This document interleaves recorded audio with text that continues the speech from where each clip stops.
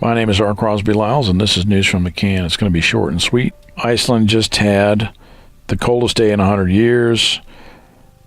The big important part of this article, the reason I'm passing this along, is because it talks about the mechanism for how and why ice ages are created. There was a book written back in 1956, A Theory of Ice Ages by Maurice, Ewing, and William Donn. They were the most influential oceanographers to date. Then they go on to talk about yet the global warming people have completely ignored their work and bastardized it for political gain. So I'm not going to get into all that. A lot of people talk about Al Gore. Maybe Al Gore was running a scam with the big global warming scare that I guess they seem to think that he made a lot of money, that he was not as rich when he left office, and then he became much more wealthy, to 200, 300 million, something like that. I don't know. But I know that it's never a good idea to take too staunch of a position. There's a reason why scientists always say, well, we don't know, but we think. We think this might happen, or there's a good probability that this is going to happen. But they never, they don't deal in absolutes. That's a big mistake. It's a mistake in politics. There's a reason why politicians don't deal in hypotheticals and speculation and things like that. Because if you nail yourself down to a particular prediction, like Al Gore did, our children are never going to know another snowflake and all this kind of stuff. Well, you're going to have to wear that if it doesn't pan out like that. So who knows what will happen after the grand solar minimum is over.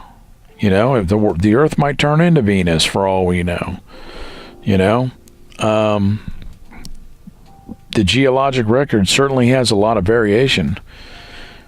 Those spikes, that geologic record is, temperature-wise, is pretty spiky.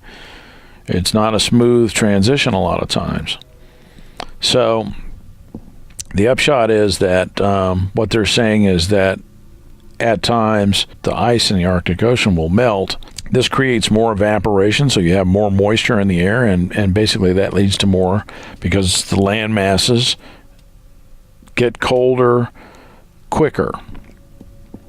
Grand solar minimum, the continents have a tendency to lose their heat because they have a lower heat capacity than water.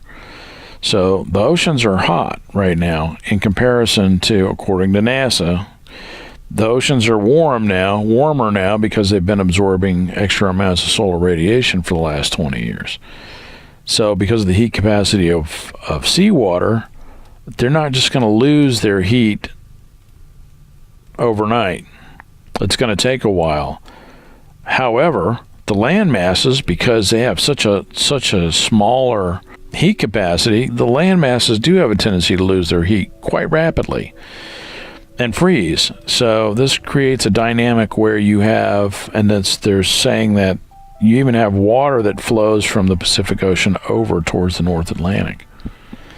And it carries heat with it, and it transports this heat, and it creates even more evaporation. So then you have this moisture is pumped into the atmosphere and dumped out in the form of frozen precipitation over Canada and Iceland and places like that.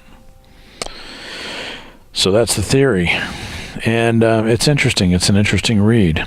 That was the conventional wisdom way back then, back in the 50s, 1956. So, and then there have been other variations of that theme. So, seems reasonable to me. I've talked a lot about the trigger, what triggers a sudden onset ice age, and may just be simply that: grand solar minimum, colder continental temperatures, heat stored in the oceans, evaporation, frozen precipitation, gobs and gobs of frozen precipitation, and of course the thermal haline. This movement of water across the Arctic Ocean, which I don't know how much evidence there is for that, that can have something also to do with the thermal halide current shutting down, So anyway, there it is. Take a look, see what you think, and y'all be good out there. Be careful and stay prepared. And a lot of stuff going on out there, but it's going to be all right. We're going to be all right. That's all I got. My name is R. Crosby Lyles. Thanks for watching. See you.